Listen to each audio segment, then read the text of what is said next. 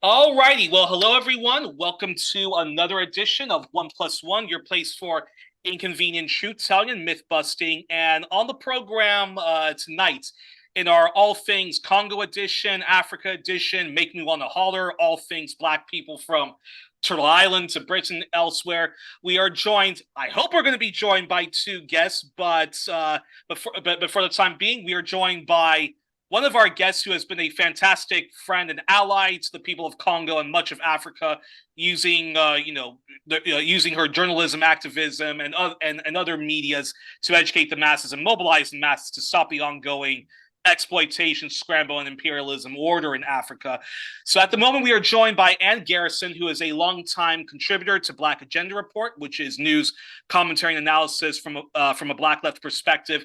We are hoping that our frequent champion and friend of the show, Eve Angler, will come on. But uh, at the moment we're unable to get Eve on the program, so hopefully he'll join us. But in the meantime, here to discuss all things Congo on its Independence Day, June 30th, is Ann Garrison. So Ann, thank you so much for coming back on the show. You're welcome. Thanks for having me. Oh, it's an honor to have you, Ann. And so my first question I wanted to ask you, Ann, is before we talk about Congo and its evil neighbors, Rwanda under Paul Kagame and Uganda under Yuri Museveni, constantly bullying the Congo, I wanted to ask you briefly, if it's possible, but what do you think it's going to take for the broad people power movements in the U.S. to show more urgent solidarity to the plight of Native Americans, Indigenous Hawaiians, and Native Alaskans? Oh, you took me by surprise there. It's a question I love to ask all of like my American guests. So I'm just curious your response to that. Well, I mean, the activism of those communities, of course, first and foremost, there's been a movement here to regularly acknowledge when meetings are open. Meetings begin with an acknowledgement that this is on Ohlone land, this is stolen land. Yeah. And I believe that happens in other states. I honestly don't have another answer to this question at the moment. It wasn't what was on my mind, but I do. I listen to the radio. There's a show I've been listening to on KPFK. There are several Native shows on Pacifica Radio that I listen to. Interesting. Okay. There's been one. There's been one that has recently done a series on nuclear colonialism, about all of the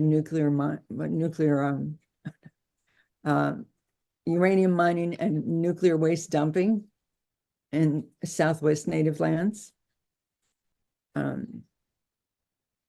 This has been a big issue, particularly in Navajo country and on the Navajo Nation, otherwise known as the Diné people. Yeah. They passed a ban on uranium mining, but there's been a uranium mining boom. There's been a uranium mining boom in recent years, and there are various struggles over whether or not native lands will be open to further mineral and oil extraction. That goes on all the time. It's gone on quite a bit in Alaska. In Alaska, there was some kind of settlement by which Native people, and it turns out all residents of Alaska get a regular check for oil revenues, get an annual check. Yeah. And that was a result of a struggle over oil extraction in native lands in Alaska. But the law consciousness, listen to these native shows and they'll tell you. Okay, interesting. Well, I'm gonna I couldn't rattle off the times. I know the names of the shows, but I couldn't rattle off the times immediately. But go ahead. No worries. Well, do give me after this recording, please do give me the names of those shows. I would love to tune in and even try to reach out to those voices. But here is hoping, though, that just like here's hoping that in the U.S. we'll get to the level Canada is at, or to an extent Australia and New Zealand, in terms of more consciousness and more urgent solidarity given to Indigenous people. Although I would never brag that Australia is better than the United States, but it just seems as if, I would just like to see, in the U.S., Indigenous people given the urgent solidarity that the Canadian left has given to Indigenous people there, where the media has to cover it, political parties all have to address how they would address the plight of Indigenous people. And there just seems to be a lot of inclusion of Indigenous folks within, anti-imperialist movements and eco-socialist, eco-justice movements and so forth. And Right. I'd love to see that in the U.S., where in the U.S. it seems as if it's very big anti-imperialism, very big solidarity towards Palestine, and in terms of Black Lives Matter, in terms of Queer Lives Matter, in terms of Latinx Lives Matter, feminists, and so forth, and even the broad workers' rights movement, there is a big movement for all of those, and a lot of those do sometimes interconnect, but it seems as if often the plight of Indigenous people is often ignored or certainly criminally overlooked. So yeah. Well, it's not a large population. It's something like 1 to 4%. Yeah, it's true. 2 or 4%. Yeah. And situations on the reservations are in most cases really bad. Yeah. And so here's hoping yes, that we owe them enormously. Exactly. We owe them exactly. Something should be done about it. Yeah. Completely agree with you on that. And so of course, solidarity is, solidarity to the Indigenous people, and may things change quickly. And now on to Congo. And and if you can you give us a brief history, if you can, on Congo when it was given independence from the Belgians, who ran one of the most brutal European countries. It ran a very brutal regime. It was one of the most notorious European countries that colonized an African country. But I don't want to talk too much about that. I'm more interested in what happened quickly within months of Congo's independence with Patrice Lumumba, the democratically elected democratic socialist leader who was undermined by Belgium, the US, Canada, and France. And tell us about that. Okay, well, Lumumba made his famous speech in which he recounted the oppression and everything that Black Congolese had suffered on June 30th, 1960, 24 years ago today. And he was assassinated 7 months later on January 17th, 1961. Wow. Yeah. As soon as he assumed the prime ministership, there was a secessionist movement in Katanga.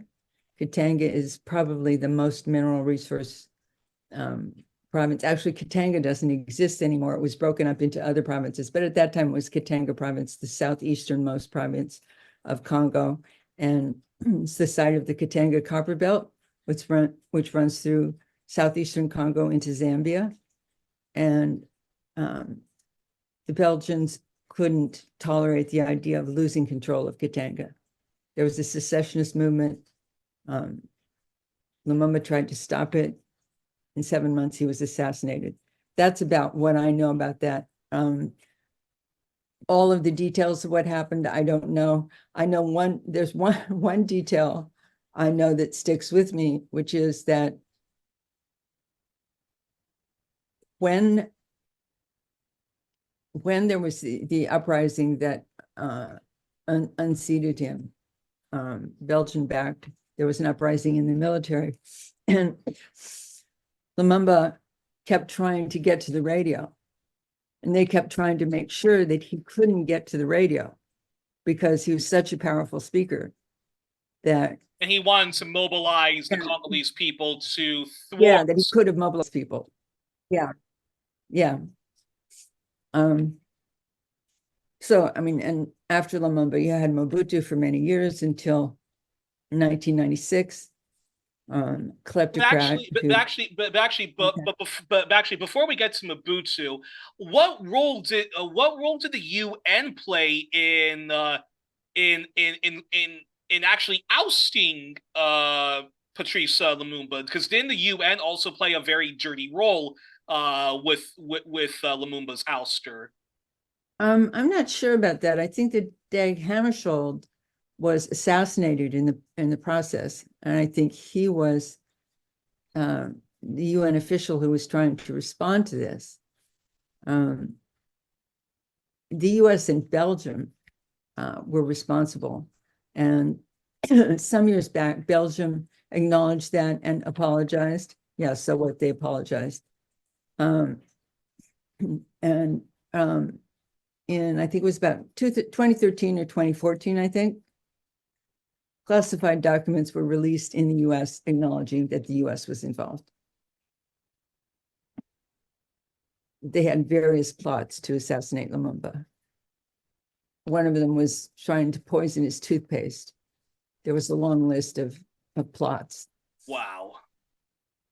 And this Katanga secession movement, was that all completely manufactured by the Belgians and their allies? Belgium backed it. Belgium and its allies backed it. Yes. Just a sec. I've got a cat demanding attention. It'll only take about sure, 30 seconds. Sure. No problem. And actually, while we're waiting for Ann to get back, just a reminder, folks, to please subscribe to 1+1 and please share widely our content. Help us beat the algorithms. Do like us. Even if you don't like us, please feel free to leave comments and express your dissatisfaction with us if need be.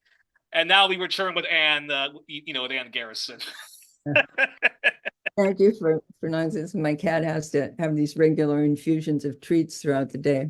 No problem.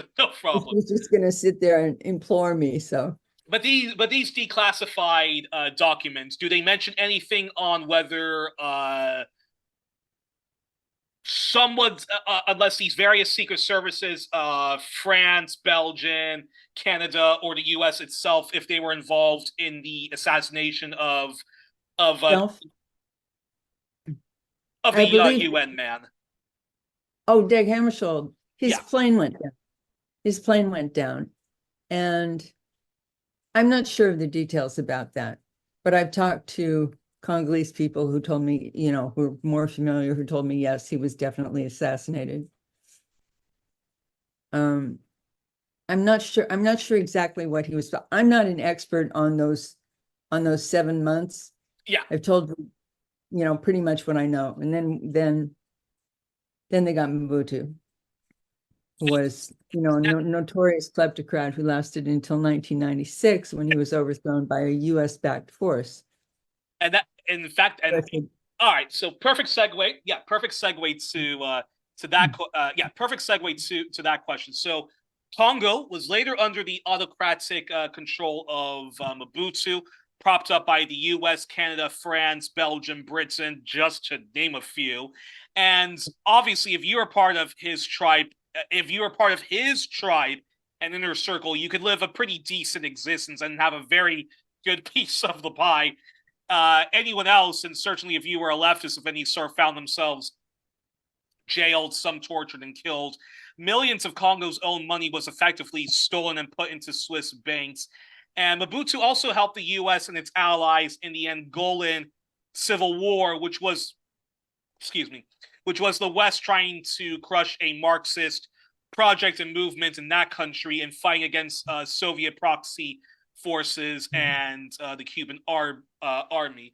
My question when it comes to Mobutu, though, is what of Mobutu's legacy do you think still lives on in Congo? And if there's anything else you want to educate us about his time in power, feel free to share before we start talking about the 90s. Well, again, my detailed knowledge starts in about 1990. So with the Rwandan, with Kagame's invasion of Rwanda. But Mobutu was a kleptocrat. There were mineral smuggling routes operating throughout that time. And in some way, these smuggling routes have just continued to exist and been transferred to other parties. There was a Congolese mining company at that time, Gecko Mines. And Gecko Mines was at least a national effort. It has largely collapsed, as I understand it.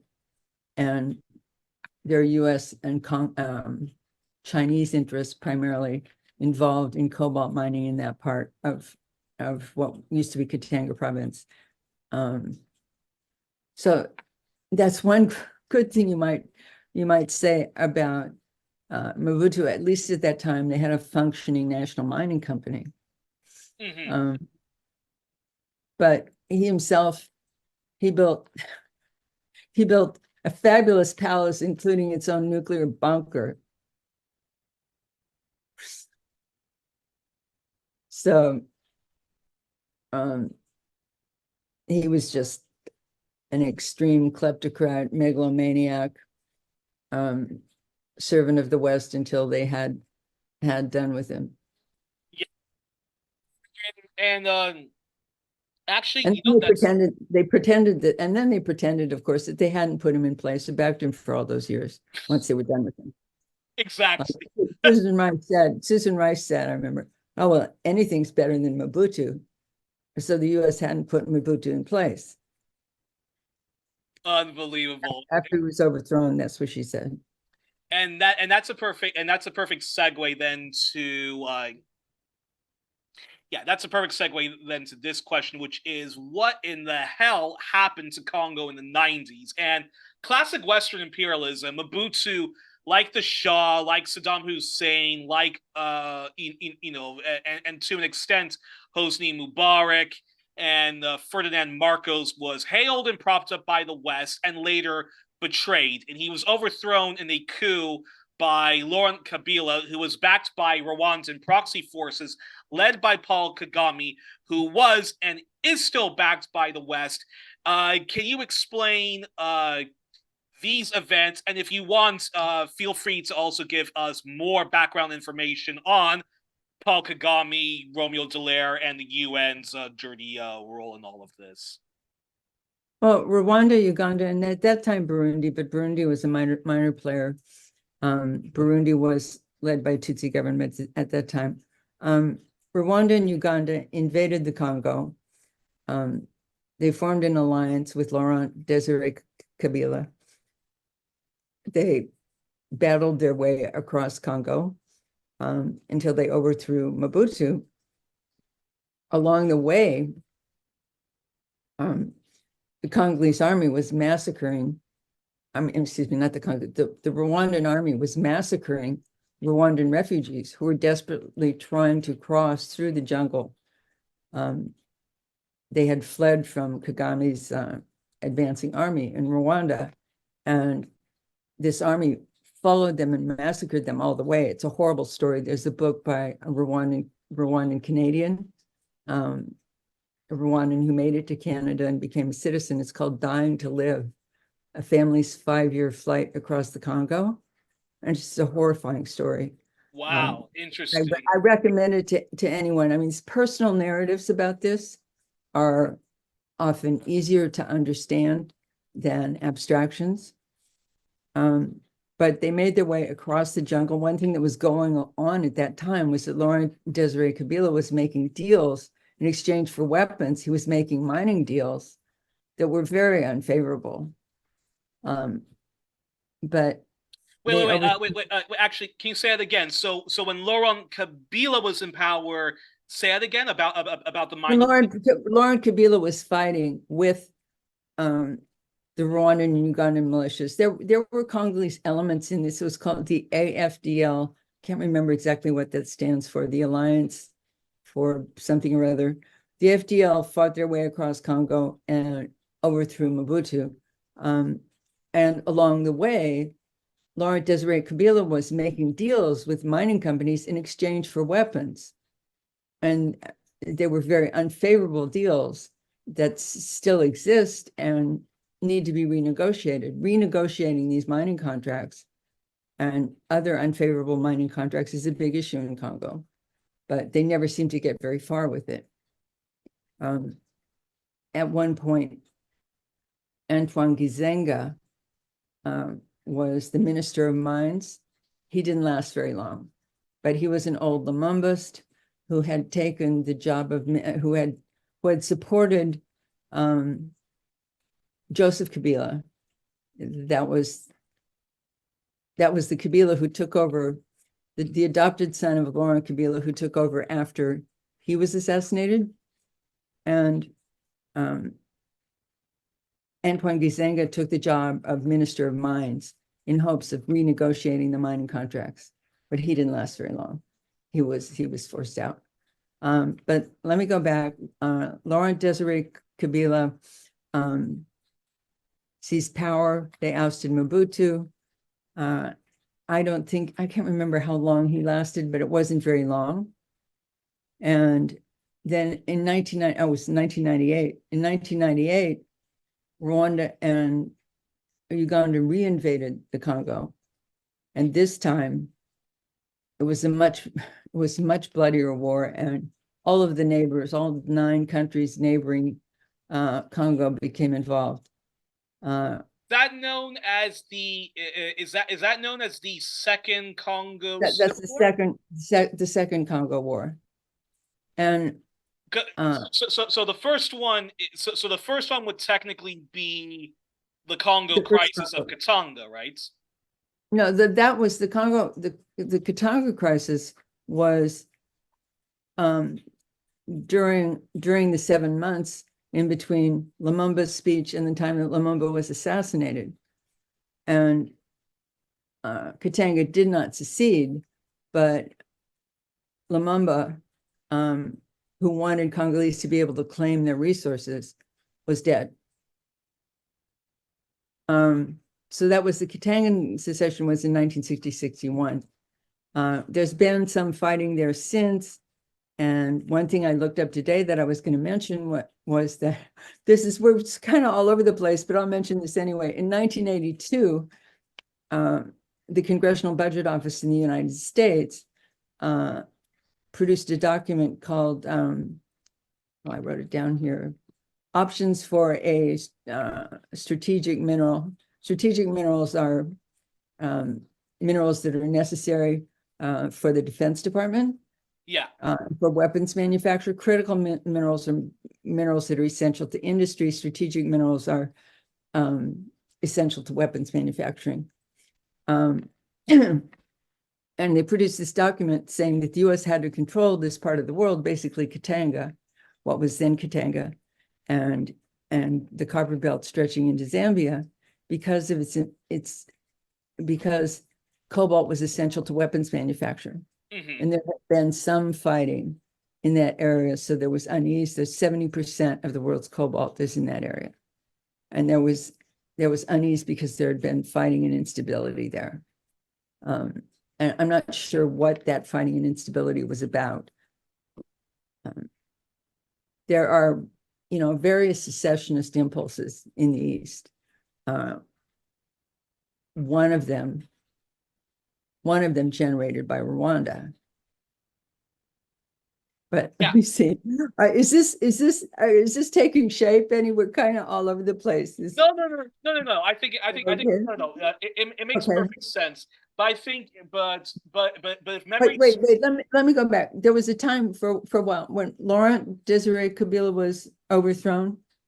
When his son, who was his adopted son, I believe, took power, he made a speech in So which wait, so Joseph Kabila was the adopted son of Laurent Kabila, not the he was the adopted son of Laurent Kabila, and he had a Rwandan mother. And okay, interesting.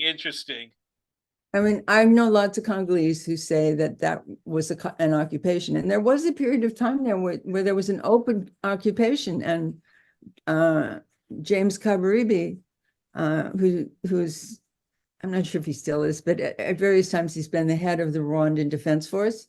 He was the head of the Congolese army. That's what kind of occupation it was. But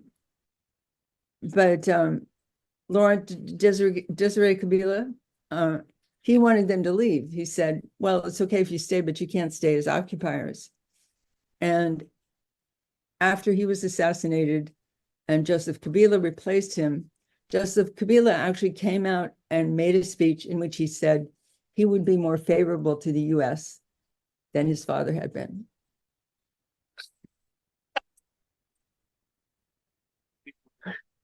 It's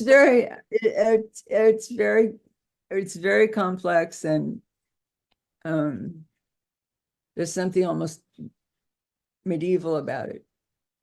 No, very much so. And so when the Congo, when when the second Congo Civil War, hopefully our audience will further educate themselves on what the first one was. Okay. But the second Congo Civil War. So this is Rwanda and Uganda being aggressors towards Congo, but Yes. multiple other African countries were involved in this. Can you mention what those which African countries there was, and didn't Rwanda now Paul Kagame and his supporters, wasn't their reason for doing this to Congo, they claim, was because a lot of the people in the refugee camps that were supposedly fleeing Kagame from justice of the Rwandan genocide. Yeah. Didn't Paul Kagame claim that they were parts of the Rwandan genocide? And very important to know this for people is that Paul Kagame himself was the guy that started the slaughter in the Rwanda. Yeah. He's the one that shot the plane that that brought down the Rwandan president, the Burundian president, both whose names I can't remember. But Paul Kagame was the one that did that. And yes, he actually is the one that's guilty of what we know as the Rwandan genocide. Yeah, like everything most people know about the Rwandan genocide, everything that is parroted every time Western newspapers feel compelled to talk about it is wrong. Exactly. And the fact that he assassinated the Rwandan and Burundian presidents, Rwandan President Juvenal Habyarimana and Burundian President Cyprien Ntaryamira, and that triggered the panic and the violence, and that as soon as he did that, his army started a well-planned move to seize power in Kigali, the capital of Rwanda. And Luc Marshall, who was the commander, he was second in charge of the UN peacekeeping forces there. Romeo Dallaire was in charge. He said, given his military experience, look at this, there's no way that this would not have been planned in advance. So they shot down the plane. They started a well-organized advance on Kigali. And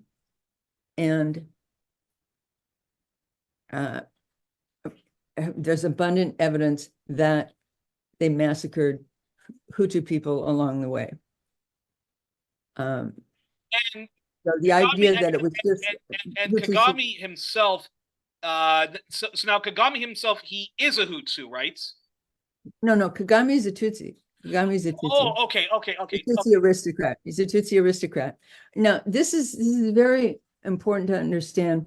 Yes, please do explain. It's now been 25 years that Rwanda has been a horrific aggressor in the Congo. And they always say that they are going after Hutu genocidaires who are threatening Rwanda. Any remnants of the Rwandan army or anyone who was guilty of slaughtering Tutsis. And that, I would never deny that there was Tutsi genocide, but that was 25 years ago. They're old men now.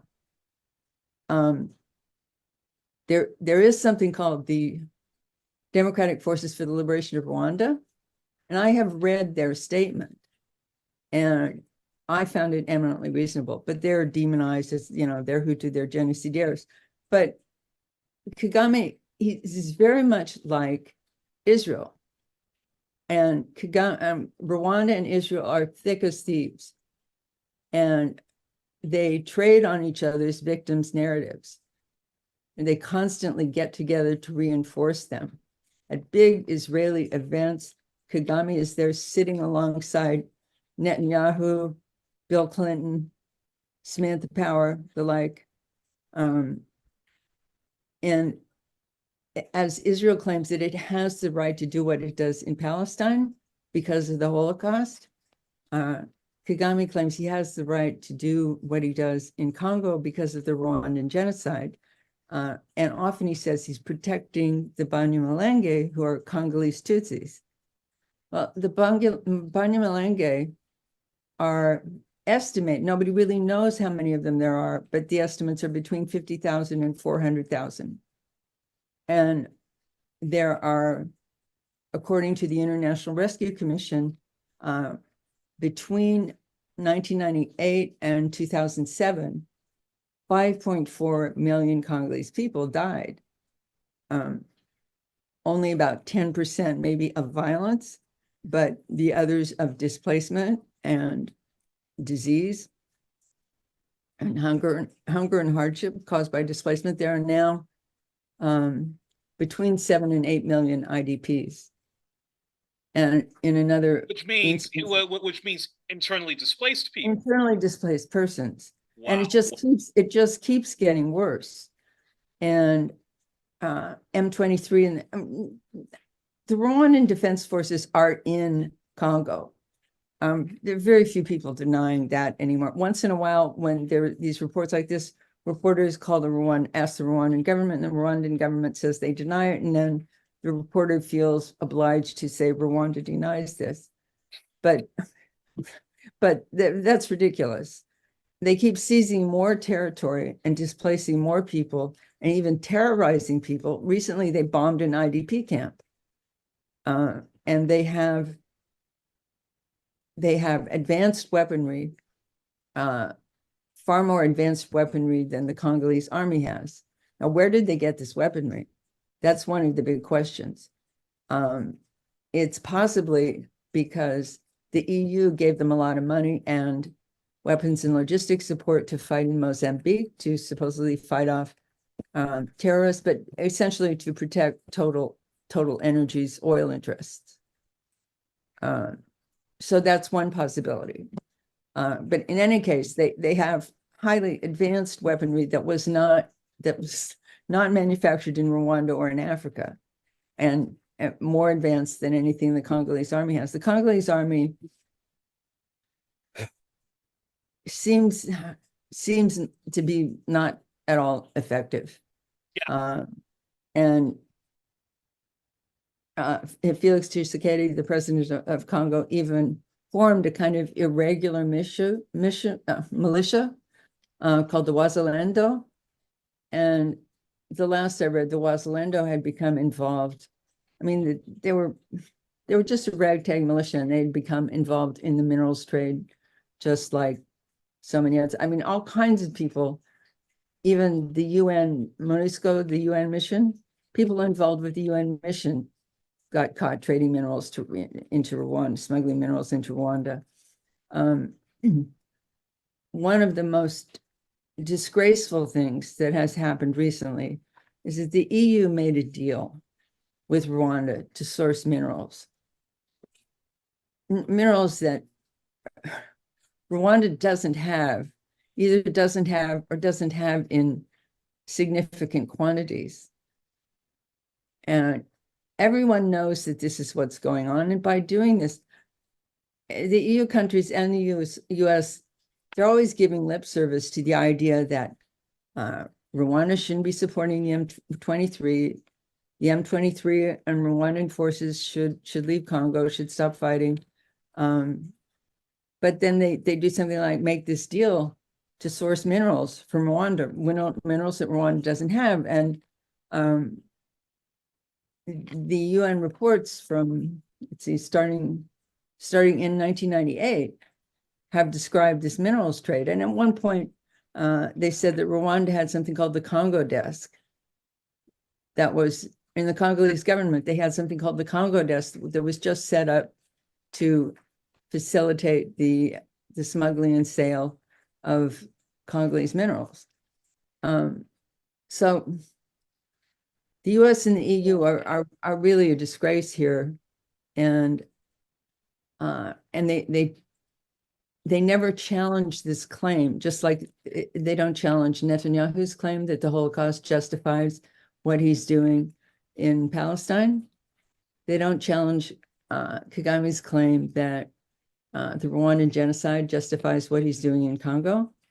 And it's reported, by all these organizations like Global Witness and anybody else who investigates this, that the Rwandan army is controlling mines and torturing artisanal miners, driving them into pits to dig for minerals for nothing. They keep seizing control of mining areas and furiously mining. We all benefit, and we all benefit, and we all benefit from this, from the Apple computers to the Nokia cell phones to weapons. Whatever laptop you do have, it most likely came from a Congolese mine, which the Rwandans are basically looting, pillaging it with Western backing. So Western mining corporations from Canada, the United States, and elsewhere, they all get their cuts in this. Yeah, and there was a lawsuit recently. Apple was sued for this, for failing, for not being responsible for using conflict minerals. They lost, the lawsuit lost. And, nobody's going to stop using their Apple devices because of this. It's a captive market. I have an Apple device sitting here on my desk right now, and I don't have a reasonable way to replace it. The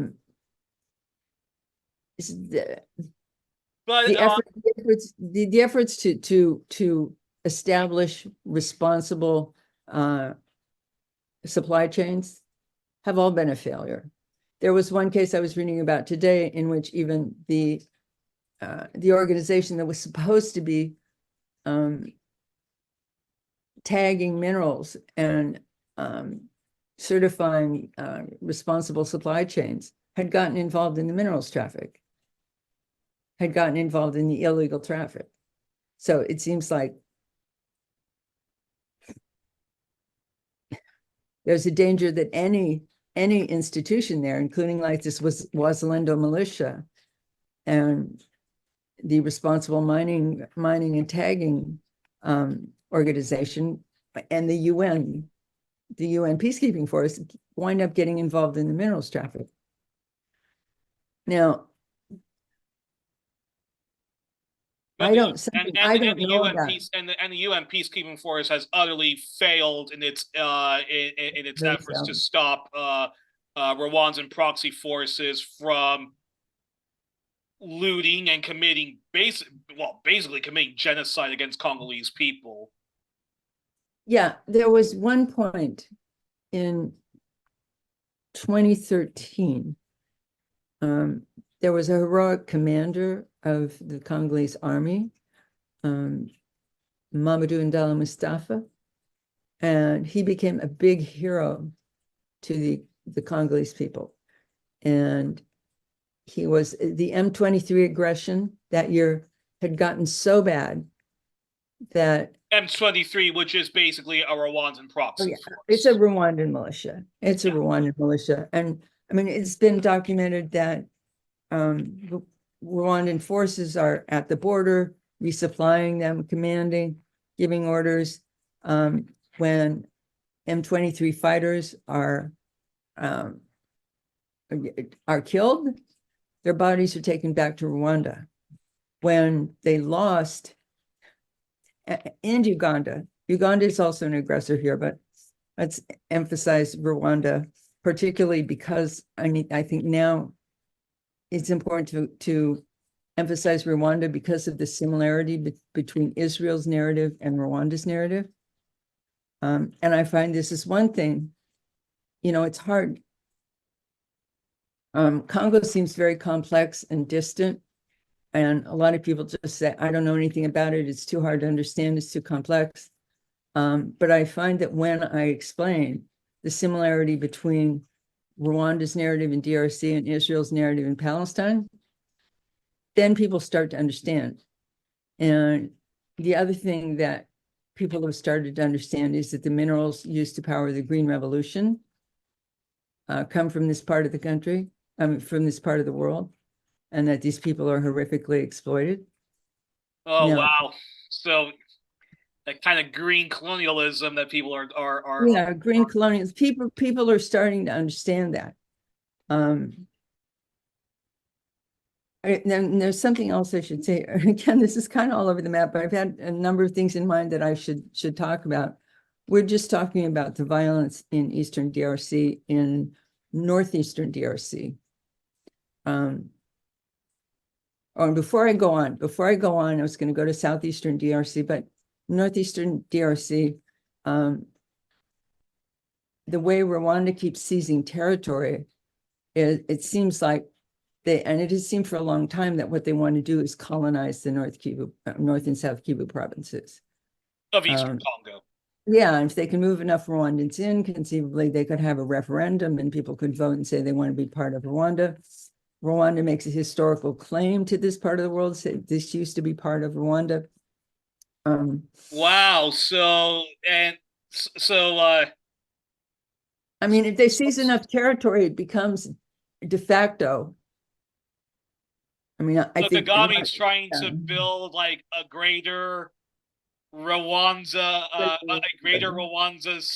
like Tutsi sort of empire. And hey, if you want to compare it to Israel, kind of like how there's a real fringe of the Israeli far right and Zionist movement that believes in greater Israel, in which exactly in which Lebanon, Iraq, I believe Syria, and other parts of the Middle East would be part of a greater Israel. I've never heard they want that much. I've never heard they want that much, but certainly that they want Gaza and the West Bank, and they've already got the Golan Heights, as I remember. But so there's that impulse going on in Northeastern Congo. But then you have Southeastern Congo, which is a whole different story. This is where the cobalt mines are. And like I said, 70% of the world's cobalt, which is essential to the Green Revolution. It's also essential to the defense industry. The Northeastern Congolese minerals, tin, tungsten, and tantalum are essential to the defense industry too. But cobalt is, and in Southeastern Congo, where there used to be an industrial mine, Gecko mines, there are these cobalt mines where people are working in just horrendous, unspeakable conditions. There's a book called Cobalt Red, recently published by Siddharth Kara, where he spent a lot of time there. And, people are, you may have seen videos of this, people all pounding rocks in large pits, filling sacks that they then trade to middlemen. Yeah. They trade them to middlemen, or if they're a little luckier, there might be a depot where they are, a depot they can sell directly to. Yeah. But this book is full of horrible images. Like he said, once he was going through these pits and he stopped and asked a woman if he could talk to her. And, she's covered in toxic dust. She has a baby on her back, and she looks up at him and says, "Who's going to fill this sack while I'm talking to you?" And other horror stories include collapsed mines and people buried in collapsed mines where they might be able to breathe for a few days, but nobody's going to dig them out. And Unbelievable. And Chinese concerns are largely in control of these mines. They're American firms, but Chinese firms are dominant for the moment. And this is said to be a cause of anxiety for the US, and the US is supposed to be making a move to control more of the cobalt mines. But one of the oddities of this is that there was a deal where a mining company called Freeport-McMoRan sold its assets to a Chinese firm. And who was in charge of who was brokering this? One of the central people brokering this was Hunter Biden. Wow. And now we're told that the US is, who no doubt got a considerable commission for it. And now we're told that the US is anxious about getting control of these, a larger share of these cobalt mines. And actually, I was wondering, before we talk about the legacy of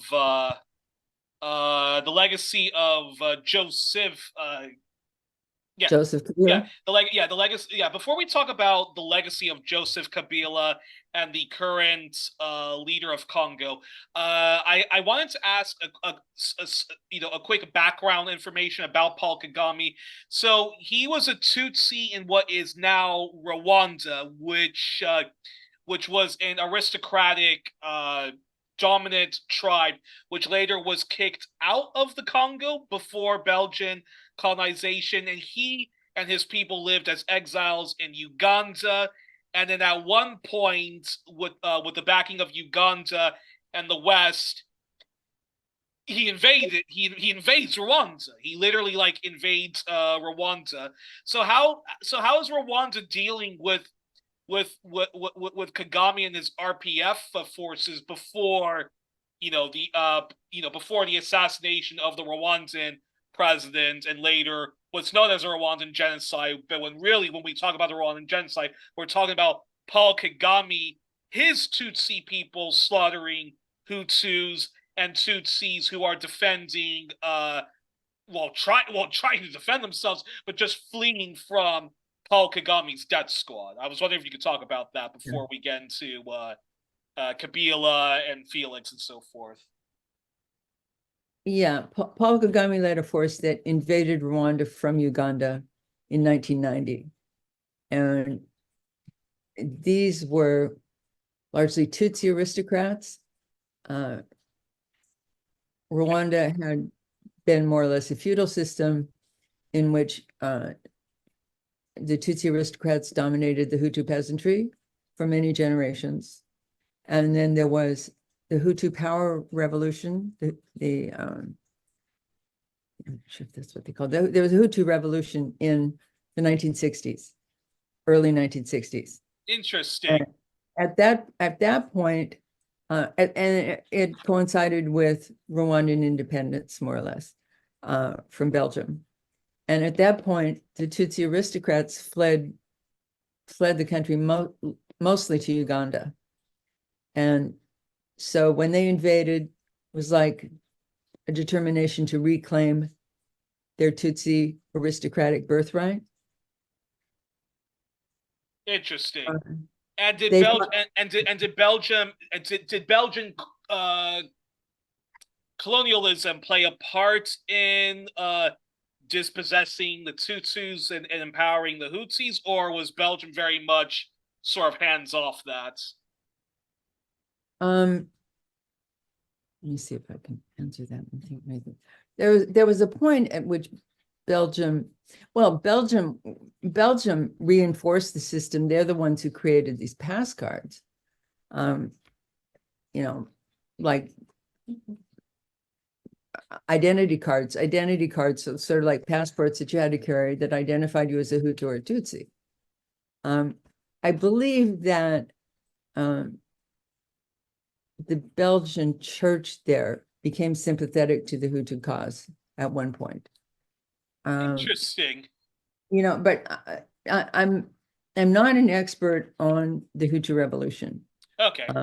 But I can tell you, okay, the aristocrats fled and came back in 1990 to reclaim their birthright, fought their way across the country. The West kept urging the Rwandan government to negotiate with them. And there were ultimately what were called the Arusha Accords. And Rwanda was a one-party state. And and what's his name? Yeah. Habyarimana. And the US is always insisting, of course, the West is always insisting that multi-party democracy is democracy. Multi-party electoral democracy, that's democracy. And so they kept insisting on multi-party democracy. There were the Arusha Accords, and there was an agreement that after some period of time, well, the Tutsi army, the Rwandan Patriotic Front, established some presence. According to the agreement, they established some presence in Kigali, the capital. And they were supposed to be allowed X number of soldiers. They smuggled in more than they were supposed to have. And there was an agreement that after some period of time, there would be an election. Well, Kagame wasn't going to win this election because he represented a Tutsi minority, and the Hutu didn't want to go back to domination by the Tutsi. So there was no way that he could seize power without staging the genocide, basically, and seizing power militarily, and then claiming that he had the right to rule because of the genocide. And ever since then, he staged these various elections because elections, charades of multi-party democracy have to be staged for the donor nations. Yeah. They're ridiculous. Everybody knows they're ridiculous. He wins, 95, 96, 98%. I wish we had more time to talk about Burundi, because there is a Burundi element to it, but we're going to have to leave that for another, for another day. But sticking on to Rwanda and Congo. Was I talking about Burundi? I meant to be talking about Rwanda. No, you were talking about Rwanda. Okay. I was saying that there's a Burundi connection to this, but we're going to have to. Yeah. But we're going to have to talk about Burundi for another time. but it's just one thing, and there was a Western attempt to overthrow the government of Burundi in, I believe it was 2016, and it failed. But that's so unbelievable that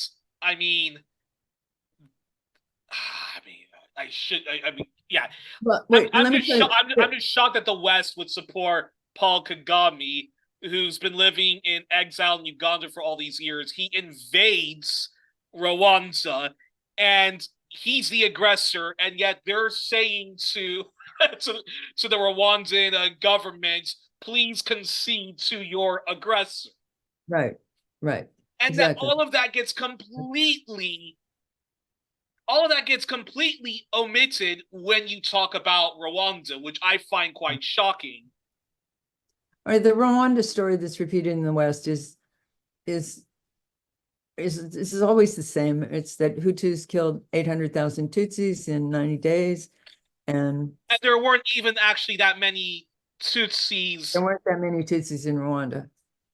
So, yes, and this is why it's a pity we do not have Eve Engler here, because he knows all of this stuff. and he mentioned this during the anniversary of the supposed Rwandan genocide.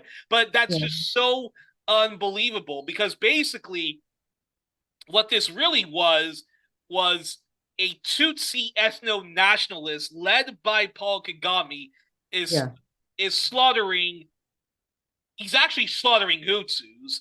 He's slaughtering any Tutsi that doesn't subscribe to his ethno-nationalism and to his victimhood, correct? Yeah, there was also a Tutsi genocide. I would never deny that there was Tutsi genocide. Tutsis were killed, Hutus were killed. It was horrible. Nobody really knows how many died. It's like people come up with these numbers, as is often the case when you're talking about fatalities, casualties in war in Africa. Somebody makes up a number. The number they've settled on recently is 800,000, and that's repeated. There were various numbers repeated. Somehow there came to be a consensus of 800,000. I don't know how, but it's always said 800,000 Tutsis. And like I said, there were not that many Tutsis in Rwanda. Alan Stam and Christian Davenport did a lot of research there, and they consulted the 1990 census.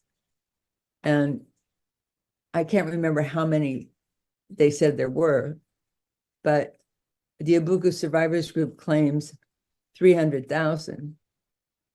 So 300,000 survivors.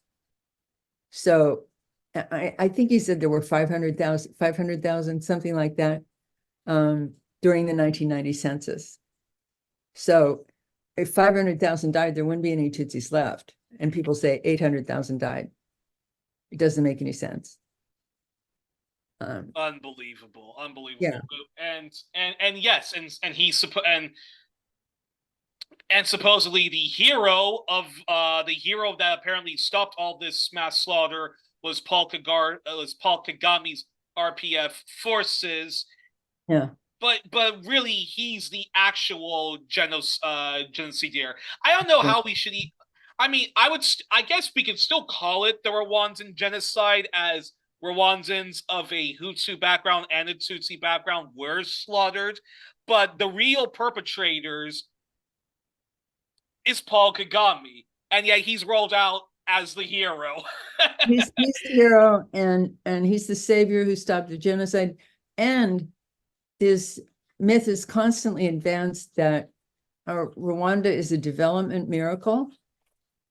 And when that miracle and if Rwanda is this great, well, Kigali at least, if the capital is this wonderful dynamic place, that's only because the guy loots and pillages Congo every single day since 1994 or 95, Yeah.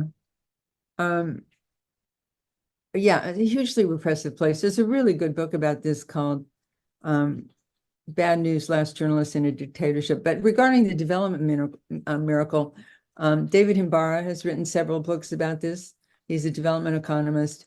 He worked for Kagame for some years, and then he fled. And at one point I was talking to him, he had sold his house in, I think he lives in Montreal. Can't remember whether it's in either Montreal or Toronto, but Rwandan dissidents are constantly harassed and threatened and murdered in Africa, often murdered. And when Judy Reaver was writing her book, Crimes of the Rwandan Patriotic Front, she was constantly great book, which I highly recommend. Great book. Yeah, me too. Crimes of the Rwandan Patriotic Front, In Praise of Blood, Crimes of the Rwandan Patriotic Front, and In Praise of Blood expresses her astonishment that the West could do this. She says, In Praise of Blood. But she was getting calls at her house. Her children were being threatened. She finally broke down with an autoimmune disease. And somehow or other, she finished this book, which she still struggles with. She finished this book. When she was in Belgium, operatives appeared at either side of her as she was checking into a hotel and said, we have information that Rwandan operatives are in the country to kill you. And so we're going to be with you the whole time you're here. We don't want this happening in Belgium.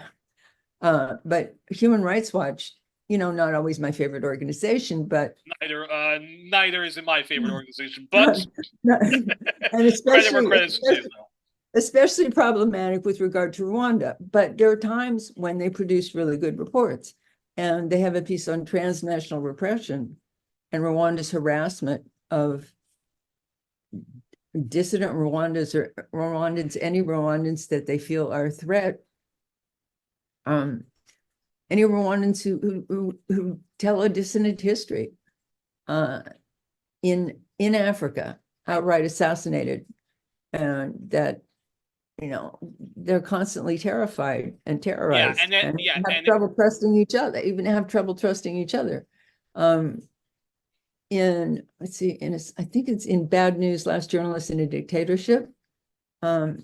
Someone tells the story of someone who got in trouble with the government, but they offered him a deal, and the deal was that he would go to Europe and spy on other Rwandans.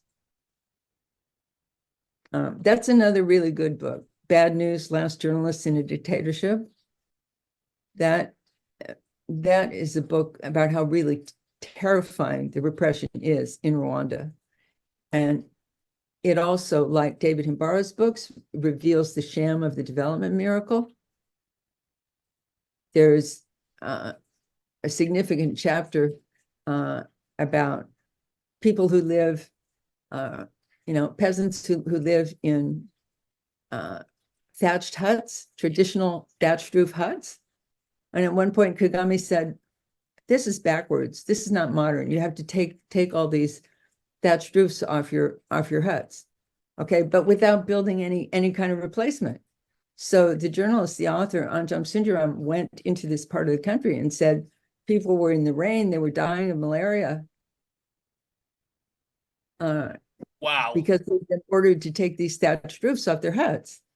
And like you said, there's this shiny city, and people go to Kigali and get the idea that this shiny modern city with a convention center and a sports arena and internet connections that work is what Rwanda is. But outside the city, you have horrible poverty. And the UN statistics. All of that and all of that development is through the blood of Congolese people, which Paul Kagame literally rapes and pillages and mutilates and whatnot. Well, also with Western backing, and of course, all of the Western mafia states get their cut of their share. Everybody gets their cut. Well, it's not just the West. China gets their cut as well. Hold that thought, because I do have a question about China. But then briefly, briefly I just wait, I won't know before regarding the shiny city and what built it.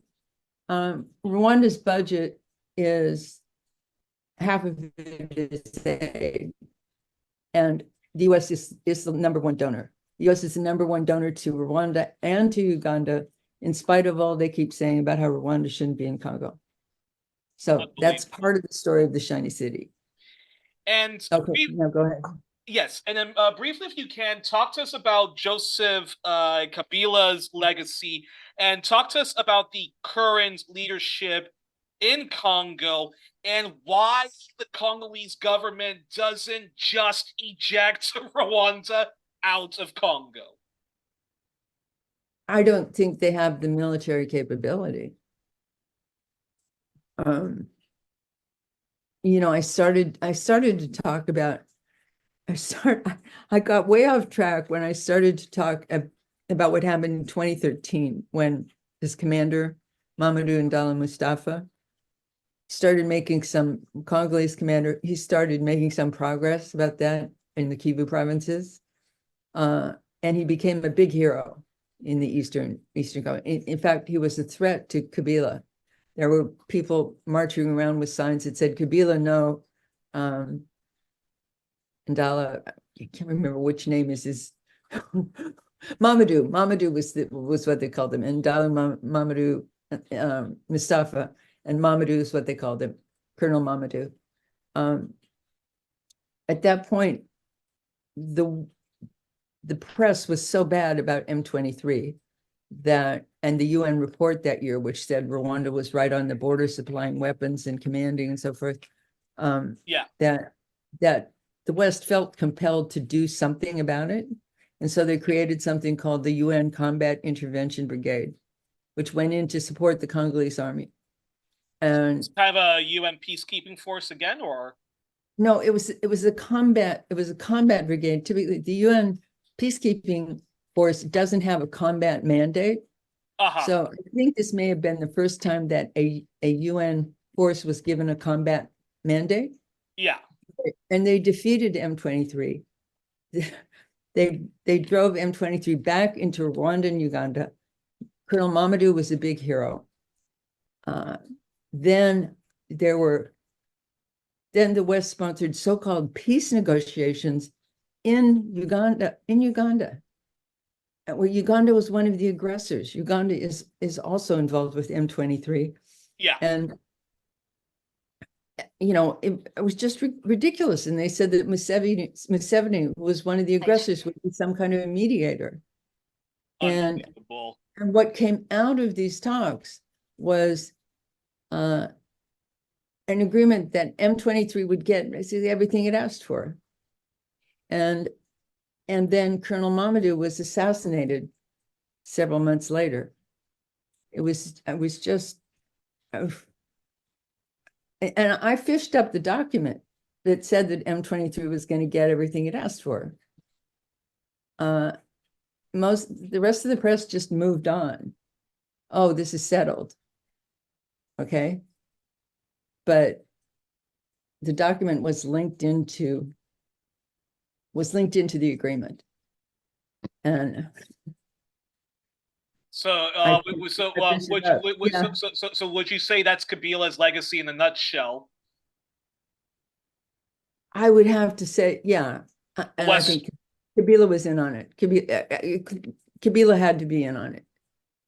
And like I said, I know a lot of Congolese who believe that Kabila is a Rwandan, is born of a Rwandan mother, adopted by the elder Kabila.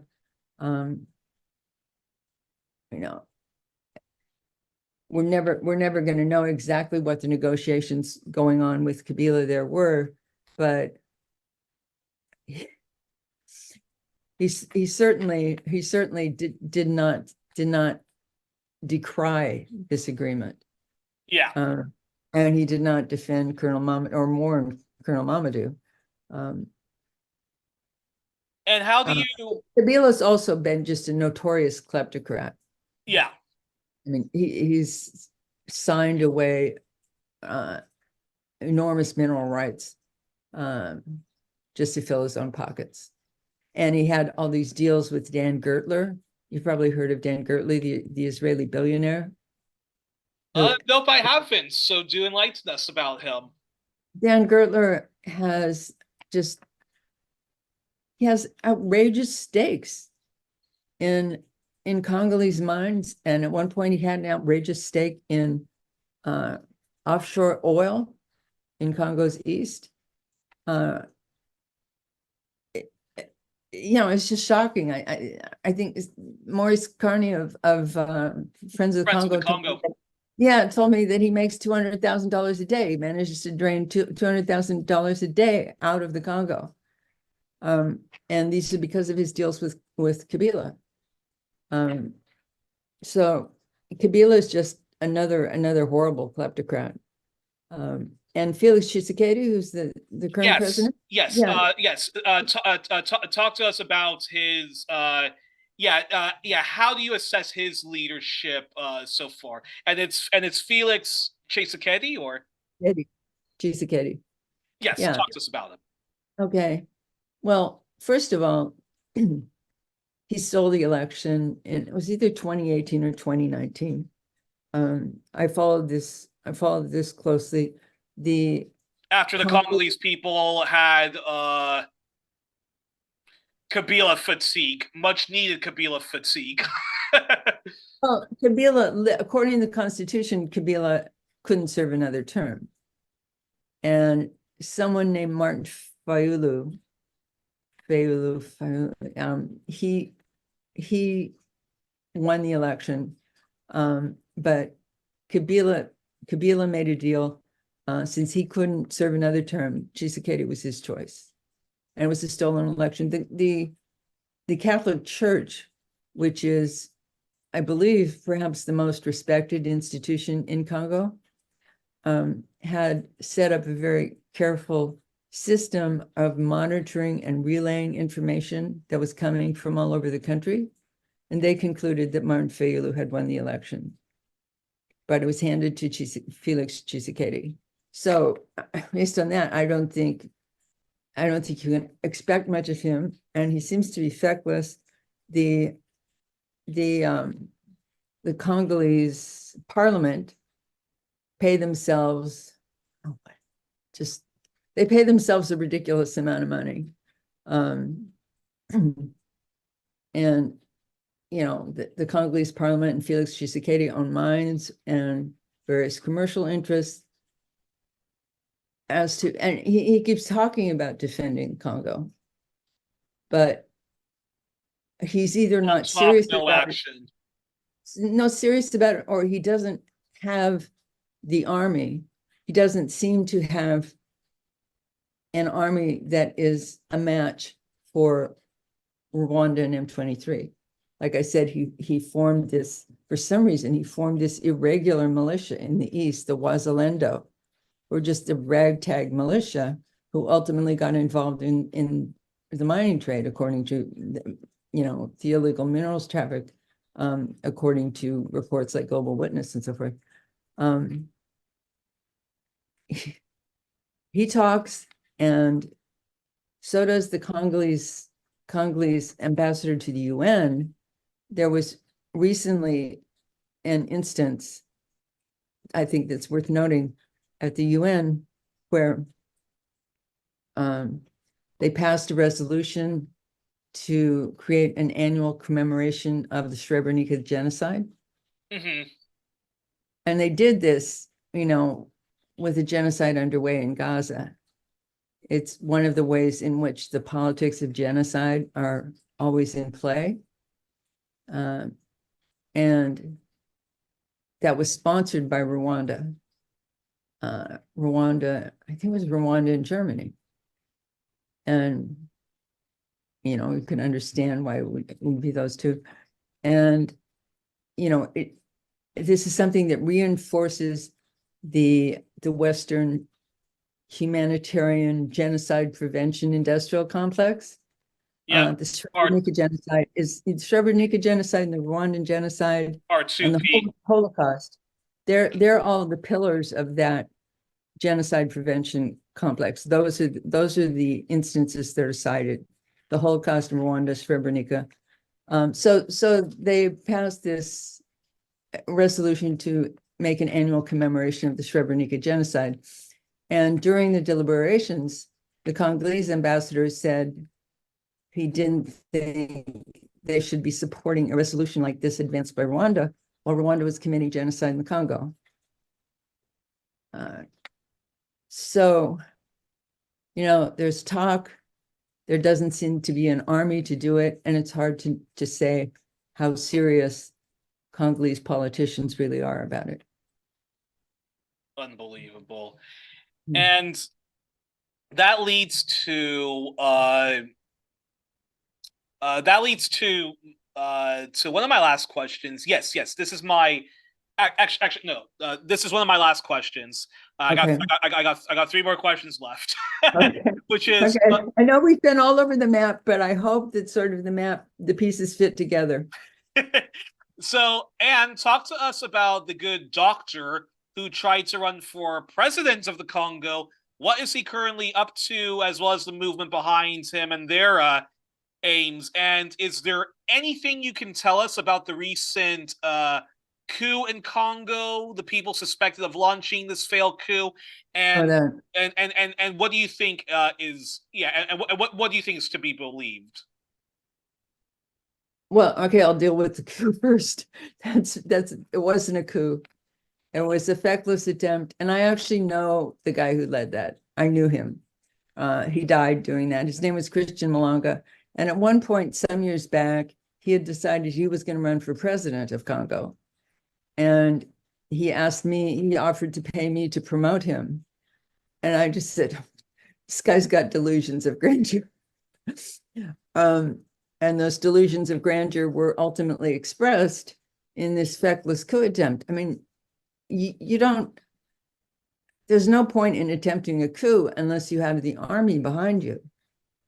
He had nothing remotely like that. He had some ragtag ragtag bunch of what, 50 to 100 people, or maybe even fewer. And you know, he was killed in short order, killed a couple of police. I mean, it's tragedy because innocent people died in this. He was killed, and that was it. In fact, it was like a blip on the screen because later in the day there was a big concert in Kinshasa that just went on as though nothing had happened.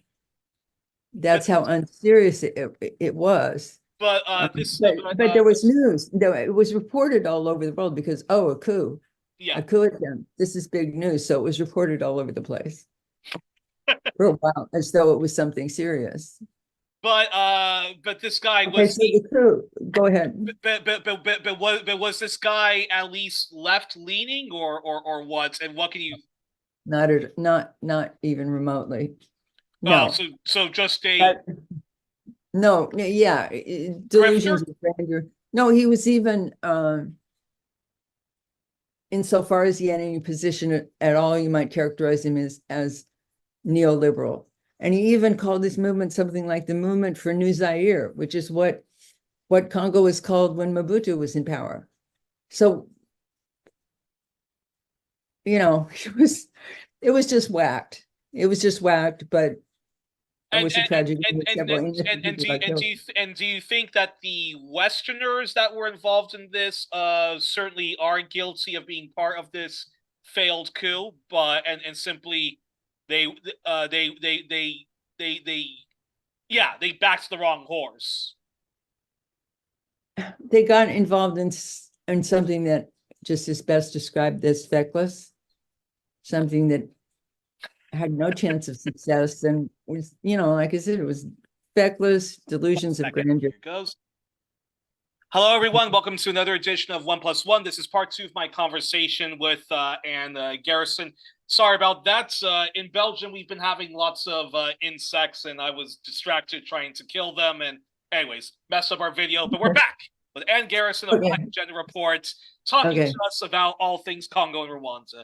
So, Ann, so you were okay. So when we last spoke, you were talking about how Felix Tshisekedi has basically been a toothless Congolese leader. He wasn't even he didn't even really win the election, but he was sort of one of those compromise candidates. But basically, he has many conflicts of interest and has allowed Congo to be, continuously, harassed by Rwanda and so forth. And then after that, you talked about this failed coup. You actually knew this coup guy, but he was not. But he was no left-wing rebel. I guess. No, not even remotely. So just a neo-imperialist. I get it. If Mobutu's movement still exists, a neo-Mobutu movement, but it was just just a ridiculous failed coup. Yeah, I mean, if you read his website, it's just very, very confused. But insofar as it's anything, you could call it neoliberal. And then he had this wacky idea about restoring Zaire. You know, this is just restoring Zaire, which is what Congo was under Mobutu. So he's not worth any more time. But let's talk about the doctor. Okay. Talk to us about the good doctor who tried to run for president of the Congo, and what is he currently up to, as well as the movement behind him and their aims. Well, the doctor is a hero, internationally recognized. He's won the Nobel Prize and every other sort of human rights award that you could think of. And it's Dr. Denis Mukwege. Denis Mukwege, okay. Yeah, and he established a hospital, Panzi Hospital, to treat women victims of rape in Eastern Congo. And how can you argue with it? How can you argue with that? He's even, I mean, and the women he's treated are so grateful to him that at one point he was shot at, and I think his bodyguard was killed. And at that time he took refuge, possibly in Belgium, someplace in Europe. And the women at Pansy Hospital raised money by sewing and the like to buy him a ticket to get him to come back. And, I doubt he needed the ticket, but how could you say no to that? And he went back. He has at various times needed guards, and he's an enemy of Paul Kagame. He's a critic of Paul Kagame and of Rwanda's presence in Eastern Congo. He needs bodyguards. At one point, Friends of the Congo was concerned because he had bodyguards from MONUSCO, the UN peacekeeping force. And for some reason, they were going to withdraw his security detail. And Friends of the Congo pushed to keep them from doing that. One interesting thing about him is that because he's so inarguably a hero, people like Bill Gates and Bill Clinton, who've been very bad actors in Congo, laud him and celebrate him and try to get his name on their charities. It's disgusting. It's absolutely disgusting. Even though they're the perpetrators of, they're literally like the root of all evil when it comes Well, to they've backed Rwanda. They've backed Rwanda, championed Congo. At one point, Tony Blair, horrible in this. At one point, when the M23 was tearing up Eastern Congo and getting so much bad press, Tony Blair and Warren Buffett, no, it's not Warren Buffett, it's his son, Howard Buffett. Howard Buffett has all kinds of economic interests in here, particularly agricultural interests. And they wrote a piece in, one of the big corporate press outlets saying, "Don't give up on Rwanda now." Just Tony Blair and Howard Buffett. But those kinds of people who run big charities and talk about Congo in terms of a charity narrative. Yeah. They profess to be big admirers of Dr. Denis Mukwege and don't address the fact that he's threatened by Kagame and that he has to have a security detail because he's been outspoken. And hasn't he also been harassed by the Congolese government? Like, I don't know if he I don't know if he got the, actually, did he get the Nobel the Nobel Peace Prize? Yeah, he got the Nobel Peace Prize. He's got the Nobel Peace Prize and any number of other prizes. Yeah, and but didn't when he I believe he won the Right Livelihood Award or some big award, and the Congolese government they didn't confiscate the award, but they confiscated the money he got for the awards or something like that. That's a story I don't know. Okay. But he did run for president. And, when I first saw he was going to do that, it was breathtaking because he has such enormous moral force. But he didn't, well, who knows how he and others said after the election that it was dishonest. And they protested, but it didn't go anywhere.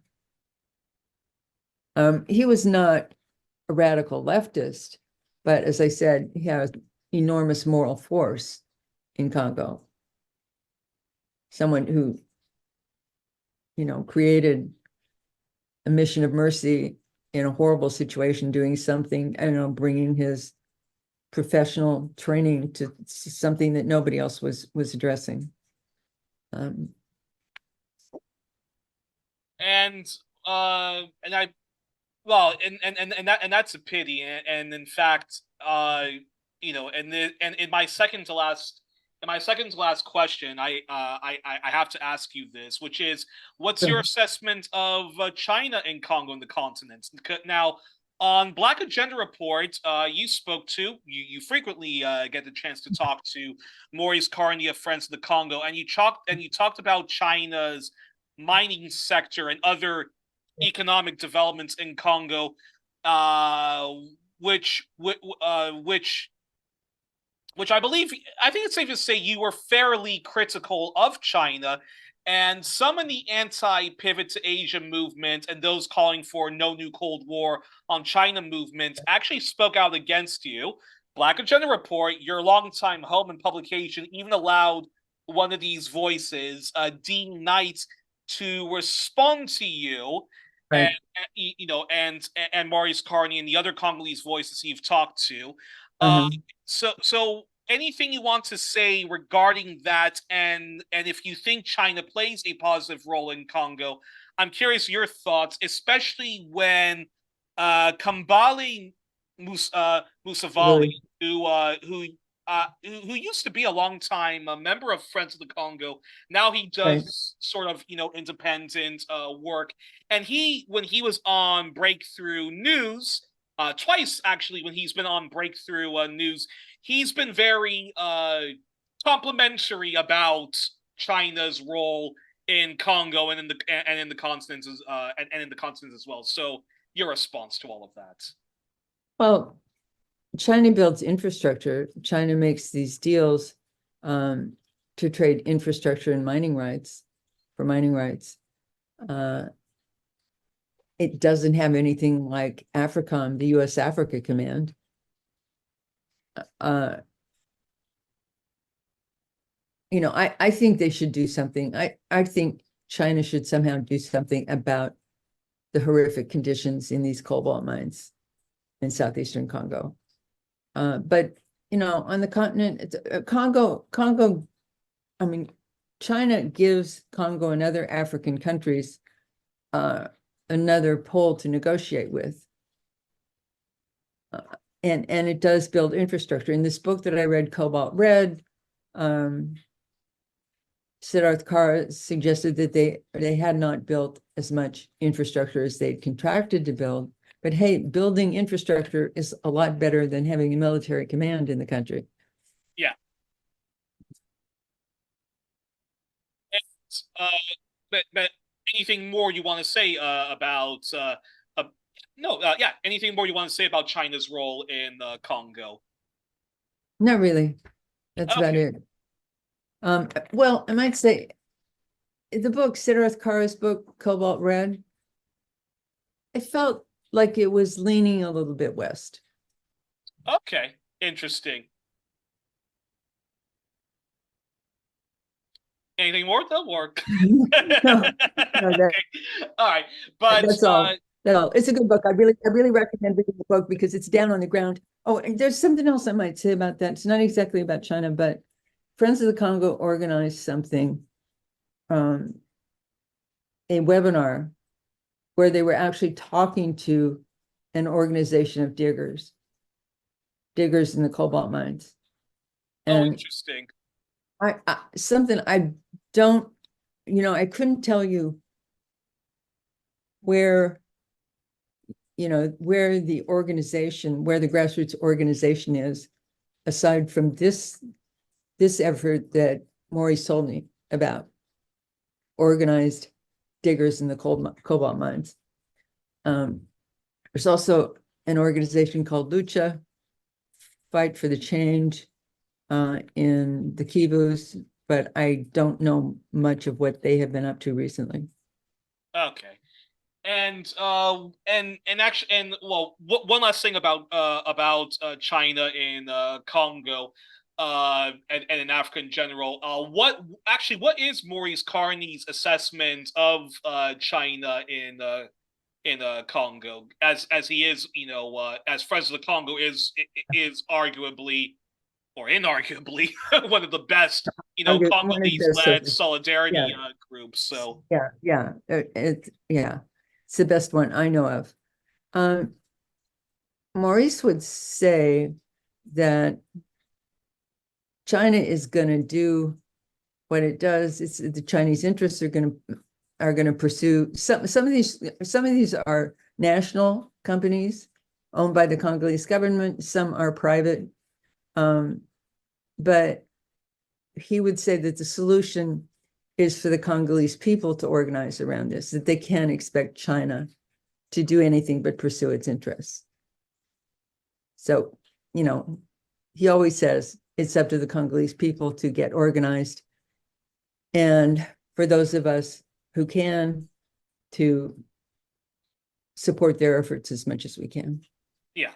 And I'll just say, as somebody who also doesn't want a Cold War with China, and a lot of my opinions on China have been thoroughly decolonized over the past, I think, 3 or 4 years now of doing, doing 1+1. I will just say this: we have to criticize China, though, where the criticism is legitimate. And I do think when it comes to the issue of Congo, when it comes to the issue of Haiti, even when it comes to the issue of Palestine, I think China could use a little bit more of its international leverage to defend the Congolese people, the Haitian people, and the Palestinians from Western imperial aggression. I know China follows its foreign policy is one of non-interference, one of respecting all nations' sovereignty above all, which I do like that China and to a certain extent Russia has. But when you see what's going on right now in Congo, anyways, China do better. Yeah, well, it has been voting. It seems to me that it's been voting with Palestine on the UN Security Council. And since Russia stood up, it's spoken up, it's had more voice on the UN Security Council.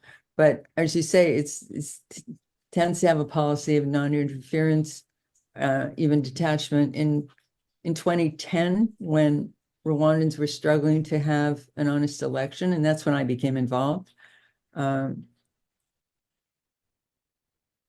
They went to talk to all the embassies, the candidates who were trying to at least be registered, to be able to run, or being able to they were just being tied up in Kafka-esque bureaucracy, saying you haven't met all the requirements, forget it.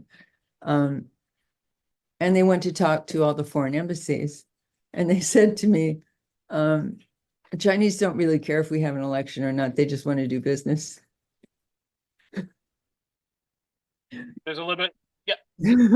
No further comments. No further comments, Your Honor. And hey, but hey, those on the Chinese left, especially the diaspora, or those in China who do give a shit about anti-imperialism, I would just ask them to please demand that your government do better on Congo, Haiti, indigenous people, and well, Congo was I mean, China was kind of silent. There was that period from the end of the Cold War until about the mid 20 teens, when the US totally dominated the UN Security Council. There was that resistance during the Iraq War, but the US just rolled right over it. But it was when Russia stood up and started resisting that China started voting with Russia.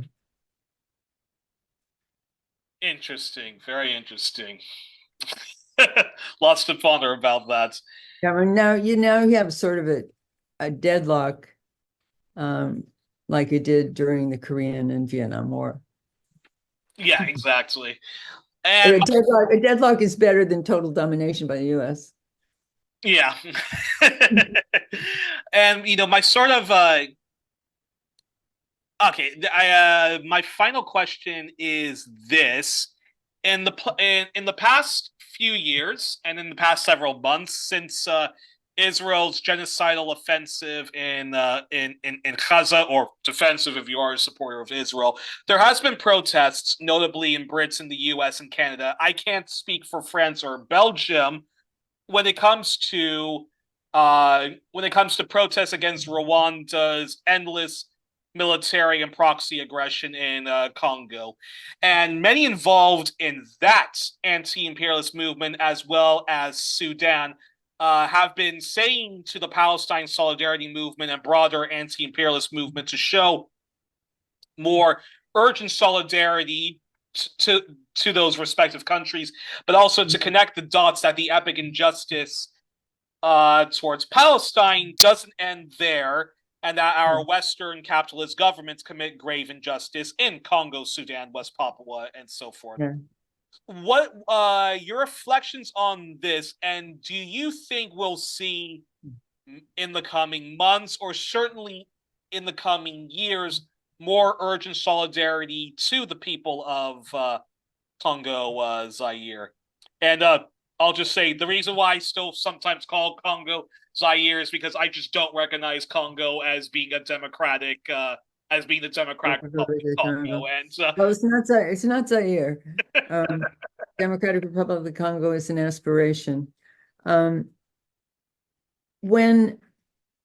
the genocide in Gaza began, there was sort of a ripple through leftist activists, social justice, anti-war circles. That was a question: why don't we talk about the Congo? I mean, a movement rose up in defense of Palestine, and the question sort of went through the community: why don't we talk about Congo? Nobody wanted to ask it in a way that diminished what was happening in Gaza or the defense of Gaza. But the question arose, and there's been some discussion of it. Why aren't we talking about this? There are a lot of reasons. People don't understand it. Like I said, it's very remote, and one of the only ways I can find a way to talk about it that interests people, that makes them feel like they might be able to understand it, is when I talk about the similarities between Israel and Rwanda and their victimhood and victims' justification for doing what they're doing in Palestine and Congo. The other thing that has attracted people's attention that they're starting to understand is that the green energy revolution requires all these minerals from Congo, which are extracted in horrible situations. There was an incident at Morehouse College, which is a Black university in the United States, a really good Black university.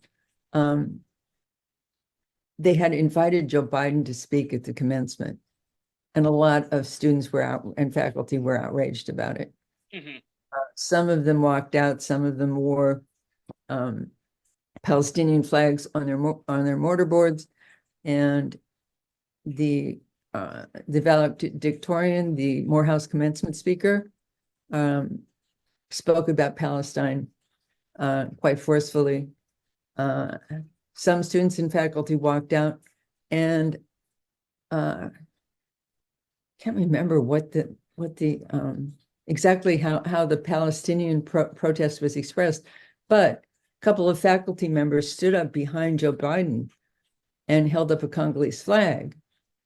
And so this image was spread around, but again, a lot of people just didn't understand it. The press didn't understand it. They understood the Palestine protest.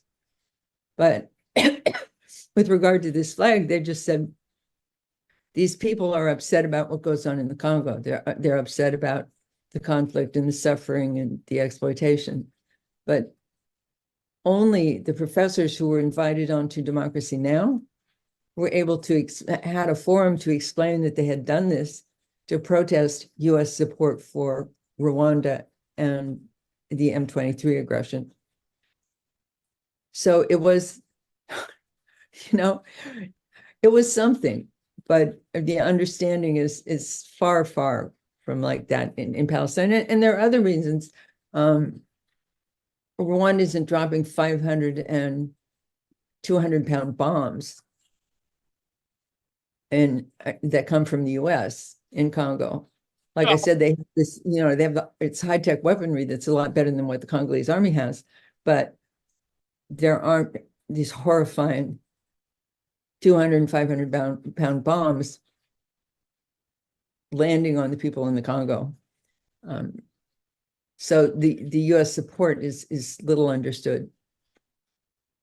Do you have hope that that's going to change, though, with some of these other anti-imperialist movements, saying, trying to connect the dots that what the West is doing backing Israel in Palestine, that what the West is doing backing Israel, the West also backs other reactionary movements like Rwanda and Congo, the endless divide and conquering of Sudan, West Papua.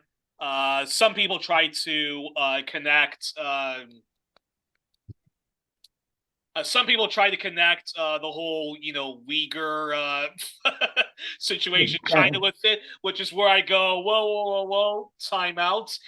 But in fact, and as we close, there, Middle East Eye and some other publications published this this Rwandan person who was talking about the Rwandan genocide and so forth, and I had my problems with that. Like I had my big problems with that because the official story on all things Rwanda is simply not true, and the West is backing reactionary forces by propping up Paul Kagame. So, your thoughts on that? You mean on how to get people more interested? Is there a way to get people more interested? Yeah. Like I said, there are these two aspects of the conflict that people have some way of understanding, like the victimhood, like I said, the victim's excuse that Rwanda shares with Israel, and the Green Revolution. Otherwise, we can all keep talking and writing. I'm writing something else right now. I recently saw Brianna Joy, who has a large voice here. I don't know if you know who she is, but yeah, Brianna Joy said she was going to shift some of her focus to Haiti and Congo. I haven't, she may have done so and I may have missed it, but she said she was going to do that, and that would be great because she has a large voice. Here's hoping. Yeah. Well, on this, I think that's probably a good place. Go to the Friends of the Congo website. If you just Google Friends of the Congo, you get there. Definitely, and that's how people can also help out. Okay. And I think yes, and actually final question though is what is there a left movement at all though, like in Congo, or is it all just a very small diaspora of voices of people who would like to champion, that of the political aspirations and economic policies of a Patrice Lumumba, a Thomas Sankara, but that's only outside of the Congo, not really within Congo. I'm curious your thoughts on that. Well, I'm sure there is that I don't know about, and this is something that I'm sure Friends of the Congo knows more about.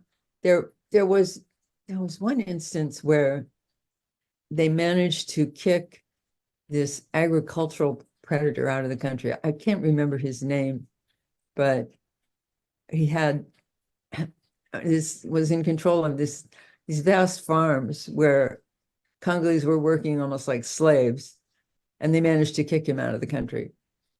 That story, I wish I should know more about that story, but that happened. And I'm sure there are movements and organizations that I don't know about, that I should know about, that Friends of the Congo would know more about. Okay. Well, here's hoping.